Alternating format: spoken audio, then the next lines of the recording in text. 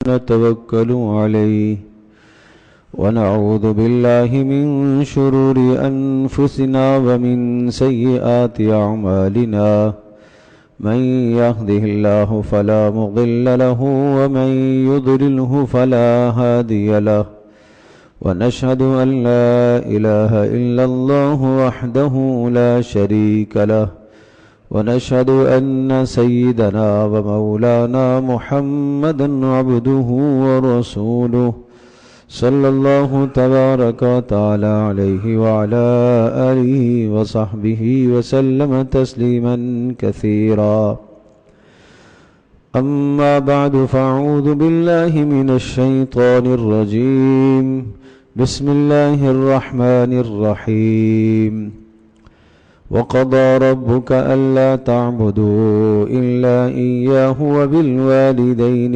إحسانا وقال الله عز وجل وإذ قال لقمان لابنه وهو يعظه يا بني لا تشرك بالله إن الشرك لظلم عظيم وقال الله عز وجل من كان يرجو لقاء ربه فليعمل عملا صالحا ولا يشرك بعبادة ربه أحدا صدق الله مولانا العظيم رب اشرح لي صدري ويسر لي أمري واحلل عقدة من لساني يفقه قولي اللهم صل على محمد وعلى آل محمد كما صليت على إبراهيم وعلى آل إبراهيم إنك حميد مجيد اللهم بارك على محمد وعلى آل محمد كما باركت على إبراهيم وعلى آل إبراهيم إنك حميد مجيد گرامی قدر حاضرین و سامعین، گزشتہ جمعے سے یہ بیان چل رہا تھا کہ اسلامی معاشرے کی بنیادوں میں سے سب سے پہلی بنیاد اور سب سے پہلا اصول جس کو ہمیں اپنی زندگی میں نافذ کرنا چاہیے اور ہمیں اپنے گھروں کے اندر بھی اور اپنی اولادوں میں بھی محنت کر کے اور ان کی تربیت کر کے ان کے دل و دماغ میں اس اصول اور ضابطے کو ڈالنا چاہیے۔ وہ کیا ہے کہ اس زمین کے اوپر اور آسمان کے نیچے اور اس دھرتی میں سب سے بلند سب سے بڑا حق اللہ پاک کا ہے۔ یہ اپنے دل میں، اپنے دماغ میں، اپنی اولادوں کے دل و دماغ میں ہم اس بات کو ڈالیں کہ سب سے بلند و بالا اور برتر حق اللہ تبارک و تعالیٰ کا ہے۔ سب قربانیاں دی جا سکتی ہیں اللہ تبارک و تعالیٰ کو راضی کرنے کے لیے۔ اپنا خاندان، اپنا گھر بار، اپنی اولادیں، قبیلہ، کنبہ، یہ سب کچھ قربان کیا جا سکتا ہے اللہ کی رضا کی خاطر، اور قرآن مقدس میں اس کی کئی مثالیں ملتی ہیں۔ ابراہیم علیہ السلام نے یہ ساری قربانیاں دی، اس لیے ابراہیم علیہ السلام کا تذکرہ آتا ہے، اور ابراہیم علیہ السلام اللہ کے جلیل القدر پیغمبر ہیں۔ اللہ تبارک و تعالیٰ نے ان کو امت کا مقتدا، راہبر اور رہنما بنایا۔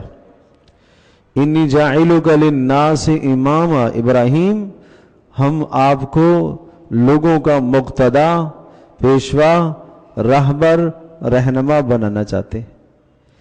اتنی بلند فضیلت ہم آپ کو دینا چاہتے ہیں۔ ابراہیم علیہ السلام نے فوری کہا وَمِن ذُرِّيَّتِي، اے اللہ یہ جو اعزاز آپ مجھے عطا فرما رہے ہیں کہ مجھے امت کا، مجھے انسانوں کا مقتدا، رہنما، امام بنانا چاہتے ہیں، وَمِن ذُرِّيَّتِي، اے اللہ میری اولاد کو بھی بنا دے۔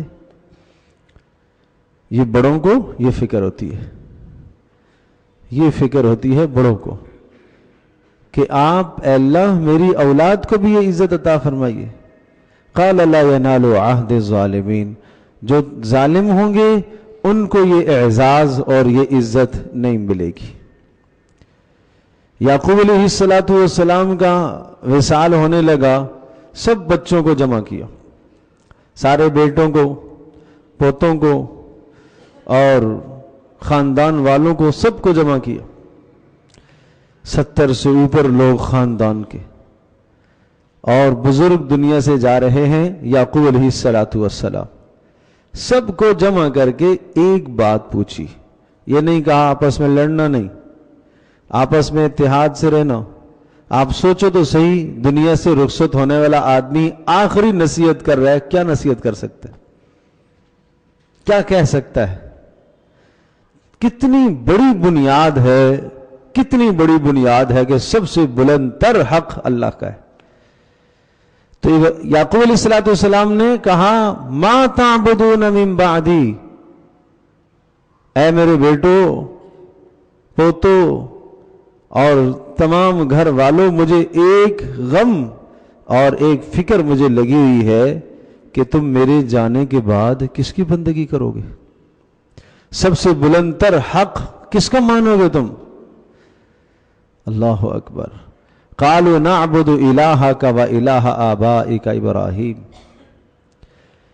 اے ہمارے ابا جان آپ پریشان نہ ہوں، ہم جس طرح سے آپ کے ہوتے ہوئے اس پاک پروردگار کی بندگی اور عبادت کرتے رہے اور اس کا حق سب سے بڑا حق سمجھتے رہے، اسی طرح سے آپ کے جانے کے بعد بھی ہم اسی پر قائم اور دائم رہیں گے۔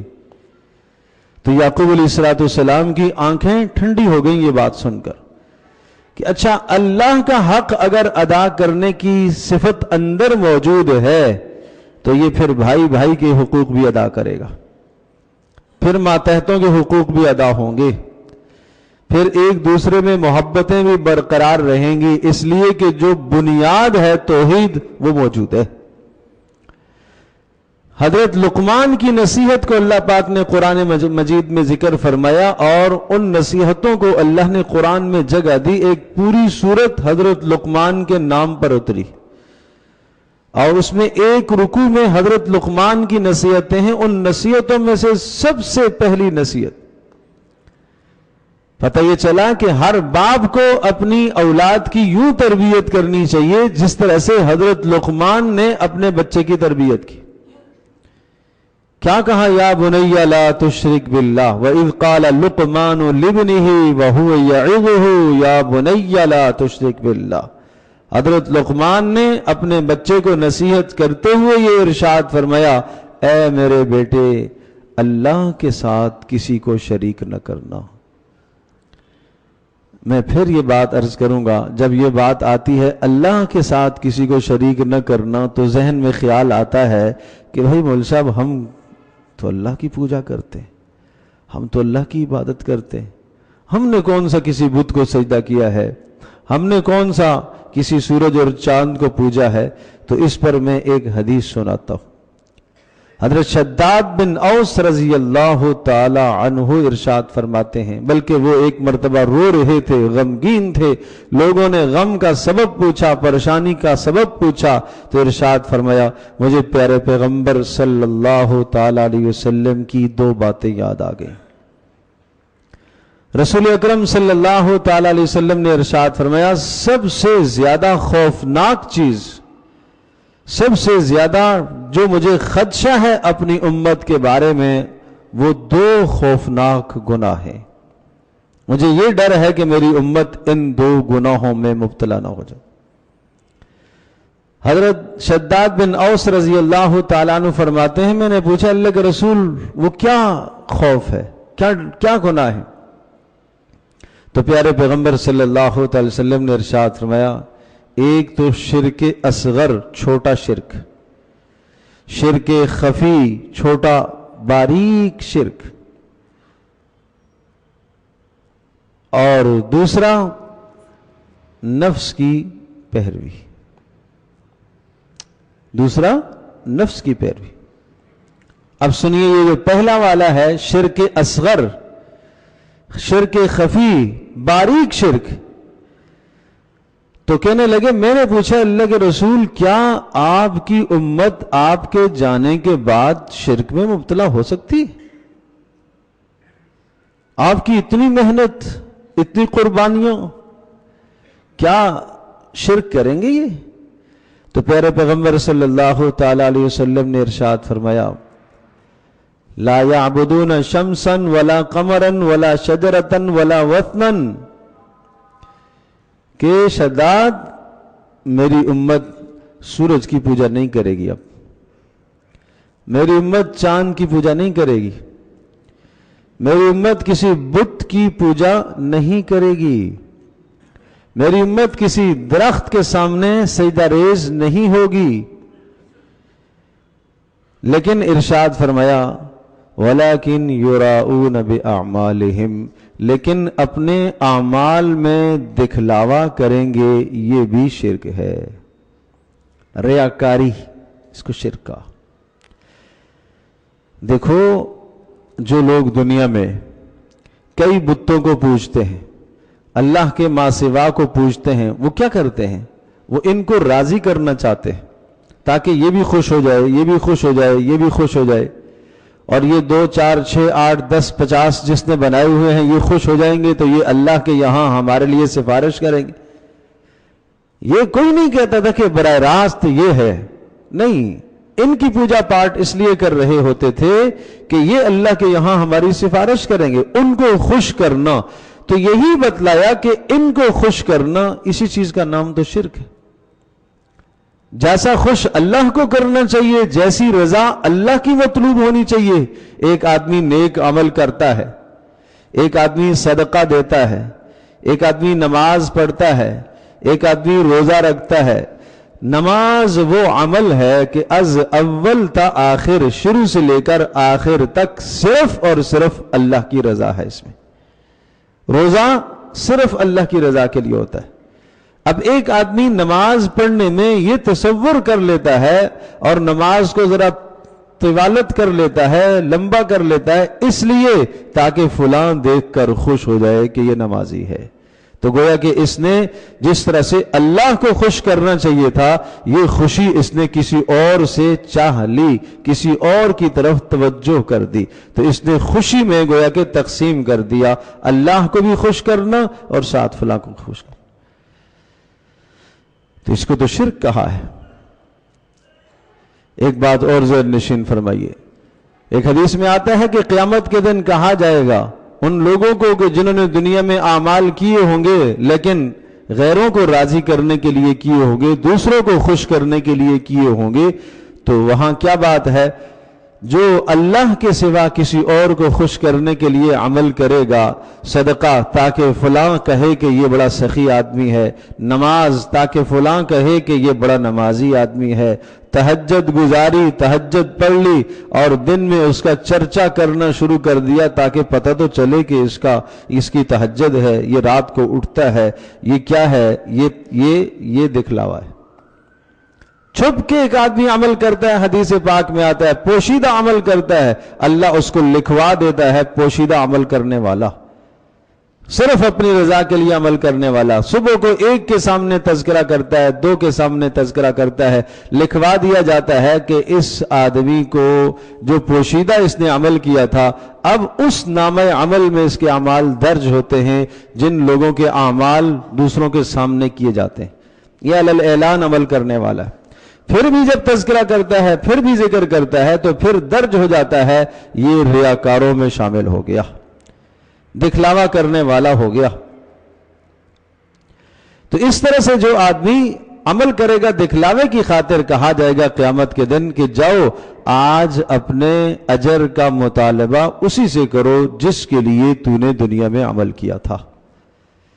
اس کو بھی آپ نے شرک خفی کہا، باریک شرک کہا. اور یہ اتنا باریک بتلایا کہ جس طرح سے چونٹی کی چال ہوتی ہے، یوں مثال دے کر ارشاد فرمایا کہ تصور کرو ایک سیاہ اور کالی رات ہو، کوئی روشنی کا انتظام نہ ہو، اور اس سیاہ اور کالی رات میں ایک سیاہ چٹان اور پتھر ہو، اور اس سیاہ چٹان اور پتھر پر ایک سیاہ چونٹی چل رہی ہو، وہ کیسے نظر آئے گی رات کو؟ اس سے زیادہ مخفی ہے، پوشیدہ اور باریک ہے یہ شرک خفی۔ تو اب میں بات عرض کر رہا تھا کہ ابراہیم علیہ السلام کو اللہ نے جو سند جاری فرمائی ہے، اللہ نے جو عزت عطا فرمائی ہے، اللہ نے ابراہیم علیہ السلام کا جو تذکرہ کیا ہے، فرمایا کان امتن مقتدا تھے، پیشوا، راہبر اور رہنما تھے، قانتن صرف اللہ کی طرف رجوع کرنے والے، حنیفن سب سے کٹ کر اللہ کی طرف متوجہ ہونے والے، اور ولم یک من المشرکین شرک کرنے والوں میں سے نہیں تھے۔ حالانکہ پیغمبر تو شرک نہیں کرتا، اللہ پاک نے پیغمبر سے بھی براعت کا اظہار فرمایا، اور ان کے لیے اللہ پاک نے یہ لفظ ذکر فرمایا کہ نہیں وہ شرک کرنے والے نہیں تھے۔ پتہ یہ چلا کہ یہ شرک اتنا باریک عمل ہے، اتنا باریک عمل ہے کہ اللہ تبارک تعالی نے حضرات انبیاء علیہ السلام کا بھی جہاں ذکر فرمایا تو انبیاء علیہ السلام کے ذکر کے اندر بھی اللہ نے شرک کی نفی فرمائی۔ تو اس لیے ریاکاری کو اپنے اندر نہ آنے دے۔ دوسری چیز جو رسول اکرم صلی اللہ علیہ وسلم نے ارشاد فرمائی وہ کیا ہے؟ ارشاد فرمایا شہوت خفی، باریک اور پوشیدہ اور چھوٹی سی چاہت، اس کی مثال دے کر یوں سمجھایا، ایک آدمی نے روزہ رکھا ہے اور جب دن کو اس کے سامنے اس کی کوئی محبوب اور مرغوب غذا کھانے کو آ گئی تو وہ اس غذا کی خاطر روزہ چھوڑ دے۔ یہ کیا ہے؟ یہ خواہش کا پیروکار ہو گیا، اس میں کوئی شک نہیں۔ نفلی روزہ کسی عذر پر توڑنے کی بھی گنجائش ہے، اجازت ہے، لیکن ایک آدمی صرف اس وجہ سے، اگر کسی کے یہاں ایک آدمی کی ضیافت ہے اور اس کو رات کو پتہ نہیں تھا، اس نے روزہ رکھ لیا، آپ نے وقت دیا ہوا، بالکل بغیر کسی کراہت کے یہ روزہ توڑنا جائز ہے؟ اس روزے کی بعد میں آپ کو قضا کرنی ہے، اس لیے کہ آپ نے عہد کیا ہوا ہے۔ اسی طرح سے آپ کسی کے یہاں چلے گئے اور یہ بھی درست ہے کہ آپ نے وہاں آپ کو کہا گیا اور آپ نے روزہ توڑ دیا، چھوڑ دیا، بعد میں اس کی قضا کر لیں، کوئی حرج نہیں ہے، اس کی بھی گنجائش۔ لیکن صرف آپ کے لیے کوئی عذر نہیں تھا، بغیر عذر صرف اچھی چیز دیکھ کر آدمی روزہ توڑ لے تو خواہشات کی پیروی اس کو کہا گیا، اور خواہشات کی پیروی بھی بدترین شرک بتلایا۔ یہ شرک آج مسلمان کے اندر رائج ہے، آج یہ شرک موجود ہے کہ نفس کا پیروکار آدمی بن گیا۔ افرأیت من اتخذ الہہ ہوا، کیا ایسے شخص کو آپ جانتے ہیں کہ جس نے اپنی خواہشات کو معبود بنا لیا ہے؟ اس لیے عرب میں ایک مقولہ مشہور ہے کہ ہر وہ چیز جو تجھے اللہ کی یاد سے، اللہ کے ذکر سے روک ڈالے وہی آپ کا بت ہے، وہی آپ کا بت ہے۔ مال اگر اللہ کی یاد سے روک ڈالے آپ کو تو یقیناً مال کو معبود سمجھا ہوا ہے اس نے۔ ٹھیک ہے، مال کی پوجا نہیں کرتا، مال کو سجدہ نہیں کرتا، لیکن اللہ کا حق تھا، اللہ کے، میں نے عرض کیا تھا سب سے بلند تر حق کس کا ہے؟ اللہ کا۔ اب ایک طرف مال کا حق ہے، ایک طرف اللہ کا حق ہے۔ اذان ہو گئی، مسجد کی طرف بلاوا آ گیا، اب اللہ کا حق ہے، سامنے بہت بڑے منافع مال کے حاصل ہو رہے ہیں، لیکن اگر مال حاصل کرتا ہوں، مال کا حق پورا کرتا ہوں تو اللہ کا حق چھوٹتا ہے۔ اب مومن کے لیے امتحان کی زندگی یہ ہے کہ اس موقع پر وہ اللہ کا حق ادا کرے، مال کے حق کو پیچھے کر دے۔ یہی حق قرابت داروں کا، یہی حق اسی طرح سے بیوی بچوں کا، اسی طرح سے یہی حق ماں باپ کا، جہاں ٹکراؤ دونوں کے اندر آ جائے وہاں اللہ کے حق کو ترجیح دے۔ آج ہم یہ کہہ دیتے ہیں کیا کرے، اس دنیا میں بھی تو چلنا ہے نا، دین بھی لے کے چلنا ہے اور دنیا بھی لے کے چلنی ہے۔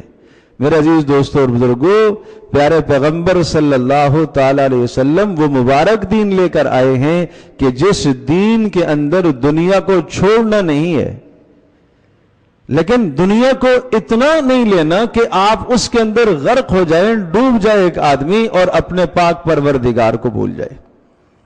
کشتی انسان کے سفر کے لیے ضروری ہے، اور ایک سمندر پار کرنے کے لیے ایک پانی کا سفر طے کرنے کے لیے ضروری ہے، لیکن اسی کشتی کے اندر اگر پانی اندر آ جاتا ہے تو وہی کشتی انسان کو ڈبا لے جاتی ہے، موت کا ذریعہ بن جاتی ہے۔ بالکل اسی طرح سے دنیا کی چیزوں کی محبت اگر اتنی غالب آ گئی دل کے اندر کہ اللہ پاک کی محبت کم ہو گئی اور دنیا کی چیزوں کی محبت زیادہ ہو گئی، تو یہ ایسا ہی سمجھ لیں کہ اس نے معبود فلاں فلاں کو بنا لیا ہے، اس کو شرک کہا۔ تو بات یہ عرض کر رہا تھا، اس کائنات کے اندر سب سے بلند و بالا حق اللہ کا ہے۔ ہم اپنے گھر سے شروع کریں، وَقَضَىٰ رَبُّكَ أَلَّا تَعْبُدُوا إِلَّا إِيَّاهُ، اللہ کے سوا کسی کی بندگی نہیں ہونی چاہیے۔ اور بندگی کا مفہوم اور معنی پچھلے جمعے بھی عرض کیا تھا، آج پھر عرض کرتا ہوں تاکہ بات تازہ ہو جائے۔ بندگی کا مطلب صرف نماز نہیں ہے، بندگی کا مطلب صرف روزہ نہیں ہے، بندگی کا مطلب صرف حج اور زکوٰۃ نہیں ہے۔ جب بات عبادت کی آتی ہے تو آپ سمجھتے ہیں عبادت کا مطلب نماز پڑھنا، روزہ رکھنا، صرف یہی نہیں۔ اسلام آپ سے جو عبادت چاہتا ہے، آپ کی پوری زندگی اللہ کے حکم کے تابع ہو جائے۔ اسلام اس بندگی کا متقاضی ہے، اسلام ہم سے اس بندگی کا مطالبہ کرتا ہے۔ یا ایھا الذین آمنوا ادخلوا فی السلم کافہ، سلم مکمل طور پر اللہ تبارک تعالیٰ نے جو اسلام کے احکام بتلائے ہیں، مکمل ان کے اندر داخل ہو جاؤ، اسلام کی چھتری کے پورے پورے نیچے آ جاؤ، آدھے باہر آدھے اندر، یہ نہیں ہونا چاہیے۔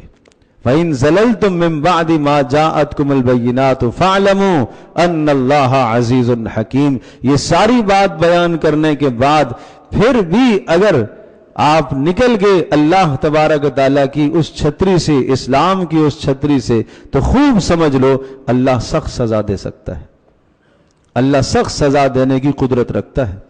لیکن کیوں نہیں دیتا؟ اس کی حکمت کا تقاضا ہے، اس نے اس دنیا کے اندر امتحان اور آزمائش میں مبتلا کیا ہوا ہے۔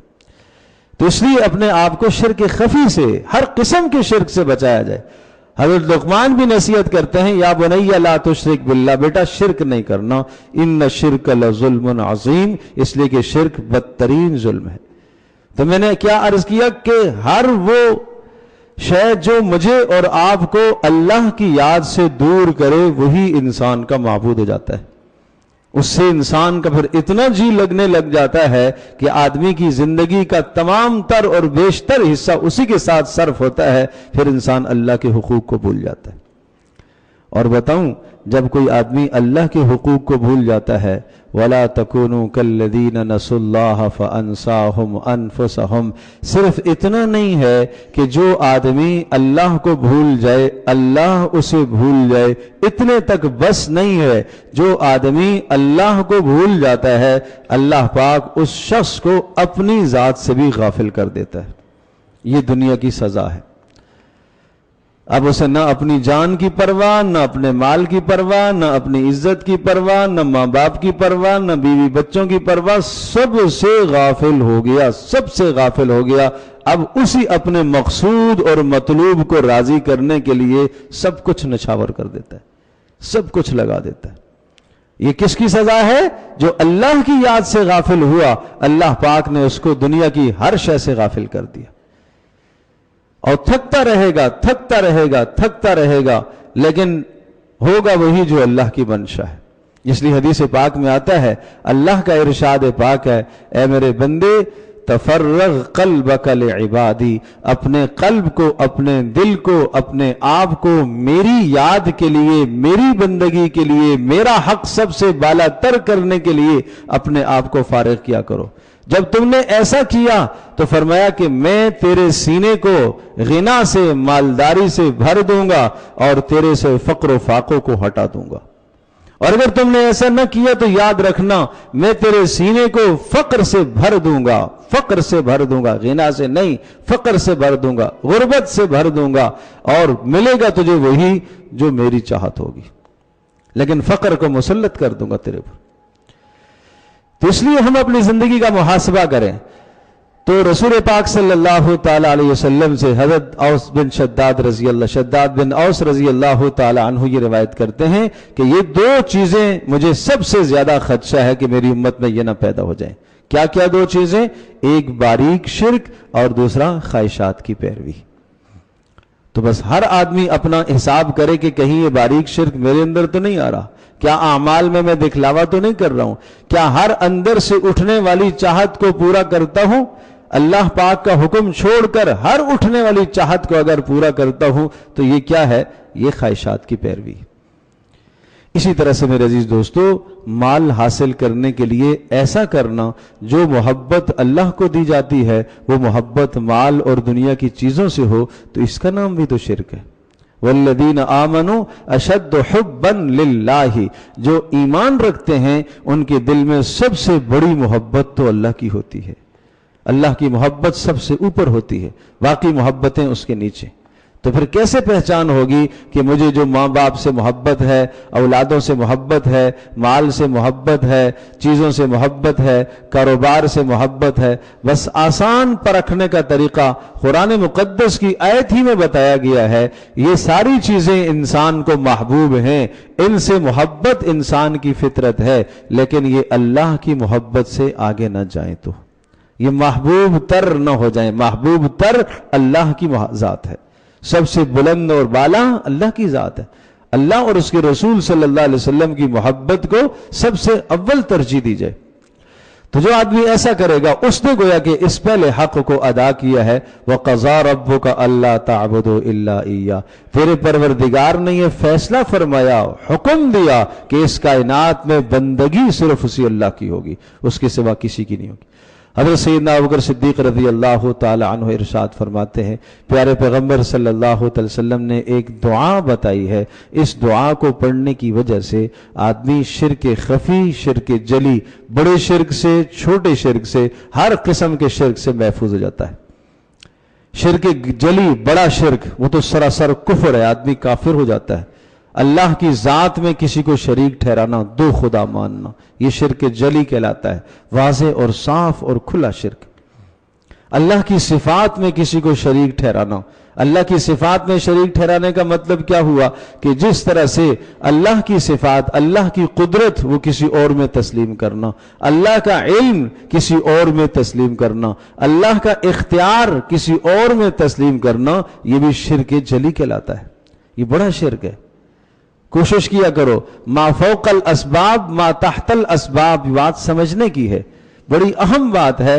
ایک یہ ہے کہ آپ راستے میں چلتے چلتے کوئی آدمی گر جاتا ہے، کسی گڑھے میں اور کنویں میں گر گیا، اور اس موقع پر اس نے بلایا، پکارا آپ کو، آؤ بھائی مجھے نکالو، میری مدد کرو. وہ بھی جانتا ہے، آپ بھی جانتے ہیں کہ میں اس کو جو نکالوں گا، اس کنویں سے، اس گھڑے سے نکالوں گا، کوئی رسی لا کے ڈالوں گا، کوئی اور ذریعہ، کوئی سبب اختیار کروں گا، آپ چیخیں گے، چلائیں گے، بچائیں گے، بچانے کی کوشش کریں گے، یہ مدد کوئی حرج نہیں ہے. یہ آدمی روزمرہ ایک دوسرے سے مانگتا ہے. اس کو کہتے ہیں ما تحت الاسباب، اسباب کے دائرے میں ایک دوسرے کی مدد کرنا، ایک دوسرے سے مدد طلب کرنا، یہ شرک نہیں کہلائے گا. دوسری چیز ہے ما فوق الاسباب، اسباب سے بالا تر ہو کر. کیا مطلب؟ ایک آدمی گڑھے میں گرا ہوا ہے اور اس نے آپ کو بلایا اور آپ سے اس طرح سے حسن ظن رکھتا ہے، ایسا اعتقاد رکھتا ہے کہ آپ اگر کنویں کو حکم دیں گے کنواں مجھے نکال کے باہر پھینک دے گا، آپ اگر جناب پانی کو حکم دیں گے وہ اوپر آئے گا اور میں باہر نکل آؤں گا. یہ نظریہ اور عقیدہ اگر کوئی آدمی آپ سے متعلق رکھتا ہے، کسی بزرگ سے متعلق رکھتا ہے جو یہاں پر موجود نہیں ہے، اس سے متعلق رکھتا ہے، اس کا نام شرک ہے. اس کا نام شرک ہے. قرآن مقدس میں اللہ پاک نے اس مضمون کو ایسا واضح کر کے ذکر فرمایا. پیارے پیغمبر صلی اللہ علیہ وسلم سے مشرکین نے ایک مطالبہ کیا. کیا مطالبہ تھا؟ میں ساری وہ آیات نہیں پڑھتا، اختصار سے عرض کرتا ہوں. کہا ہم آپ کو رسول مانیں گے، نبی مانیں گے، آپ مکہ کے پہاڑوں کو ذرا پیچھے کر دیں، ذرا میدان سا بن جائے تو زیادہ اچھا ہے. یا یہ ہے کہ یہاں سونا چاندی کے آپ ڈھیر لگا دیں، یا یہ ہے کہ یہاں آپ کوئی باغ قائم کر دیں اور اس باغ کے اندر بیچ میں نہریں ہمیں نظر آ رہی ہوں، تب تو ہم مان لیں گے. یا یہ ہے کہ آپ ہمارے دیکھتے دیکھتے آسمان پر چڑھ جائیں، ہمیں آپ نظر آئیں چڑھتے ہوئے، اور صرف نظر آنا اور چڑھنا کافی نہیں ہے بلکہ آپ آسمان سے کتاب لے کر آئیں، اس میں ہمارا نام لکھا ہوا ہو، تو پھر ہم آپ کو رسول مانیں گے. تو قرآن کیا کہتا ہے؟ قل سبحان ربی، اے نبی آپ اعلان فرما دیجئے میرا پاک پروردگار تو شرک سے پاک ہے، جو چیزیں آپ مجھ سے مانگتے ہو یہ اختیارات میرے تو نہیں ہیں، یہ اختیارات تو اللہ کے ہیں۔ پہاڑوں کو یہاں سے پیچھے ہٹا دینا کس کا اختیار ہے؟ یہ تو اللہ کا ہے۔ یہ تم میرے متعلق یہ نظریہ رکھتے ہو، یہاں سبزہ اگا دینا یہ کس کا اختیار ہے؟ یہ تو اللہ کا اختیار ہے، یہ میرا اختیار تو نہیں ہے۔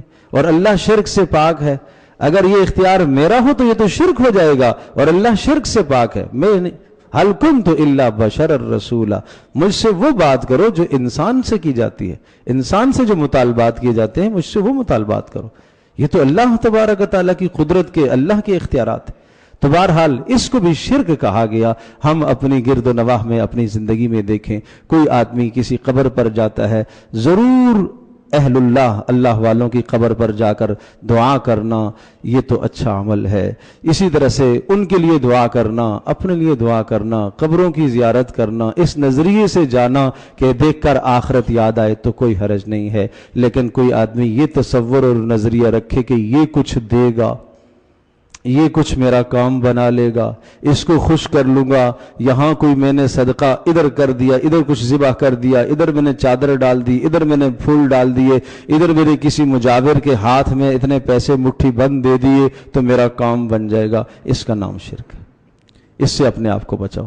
اس لیے قرآن کہتا ہے من کان یرجو لقاء ربی فلیعمل عملا صالحا، جو اللہ کے پاس اللہ سے ملنے کا یقین رکھتا ہے اسے چاہیے کہ خاص عمل، خالص عمل اللہ کے پاس لے کے آئے، اس میں شرک برداشت نہیں ہے۔ تو اس لیے شرک سے اپنے آپ کو بچاؤ، ہر خفی اور ہر برے اور چھوٹے اور بڑے شرک سے، اور اللہ سے مانگا کرو۔ پیارے پیغمبر صلی اللہ علیہ وسلم نے دعا کی ہے، مانگی ہے، اللہم انی ان اعوذ بک من ان اشرک بک شیئا وانا اعلم، اے اللہ میں اس شرک سے پناہ مانگتا ہوں کہ جو میں جان بوجھ کر شرک کروں، اس بات سے میں پناہ مانگتا ہوں۔ اور وَأَسْتَغْفِرُكَ لِمَا لَا أَعْلَمُ، اور انجانے میں اگر مجھ سے کوئی شرک ہو جائے، مجھے نہیں پتہ چلے، تو اے اللہ میں تیرے سے معافی مانگتا ہوں کہ مجھے معاف کر دینا۔ یہ دعا سیدنا ابوبکر صدیق رضی اللہ تعالیٰ کو سکھائی ہے۔ اس دعا کو آپ بھی پڑھیں، پرچے کے اندر موجود ہے، بقیہ نماز کے بعد اس کو وصول فرما لیں۔ اللہ تبارک و تعالیٰ ہم سب کے لیے عمل کرنا آسان۔